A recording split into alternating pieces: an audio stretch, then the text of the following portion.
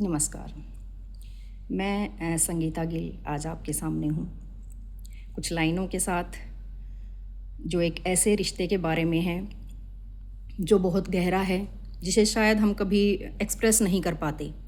अपनी माँ के लिए हमारी जो फीलिंग्स होती हैं वो हम एक्सप्रेस कर पाते हैं, खुल के बोल पाते हैं, लेकिन हमारे पिता के बारे में हमारी जो फीलिंग्स होती हैं शायद हम उनको उतना शेयर नहीं कर पाते, उतना उनको एक्सप्रेस नहीं कर पाते। लेकिन वो इंसान हैं जिन्होंने अपना पूरा जीवन लगा दिया हमें सुख सुविधाएं देने में, हमें पढ़ाने में, हमें आगे बढ़ाने में, हमारे लिए सारी चीज़ें तैयार करने में, हमें एक अच्छा इंसान बनाने में, हमें जीवन की सीख देने में। तो आज उन्हीं से रिलेटेड कुछ पंक्तियां हैं जो मैं सुनाना चाहूँगी। पिता अगर जानते कि अब लौट कर नहीं आएंगे, वो शायद जाते जाते एक बार आंगन में ठहर जाते। पिता अगर जानते कि अब लौट कर नहीं आएंगे, वो शायद जाते जाते एक बार आंगन में ठहर जाते। दीवारों को देखते, उस चौखट को छूते जिसे रोज़ गुजर कर वो घर के लिए, दुनिया से लड़ने के लिए जाते थे।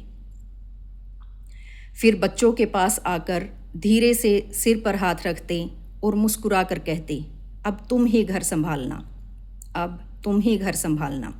मेरे बाद इस आंगन की जिम्मेदारी तुम्हारी है। मैंने जो अधूरे सपने देखे थे उन्हें अब तुम्हें पूरा करना है।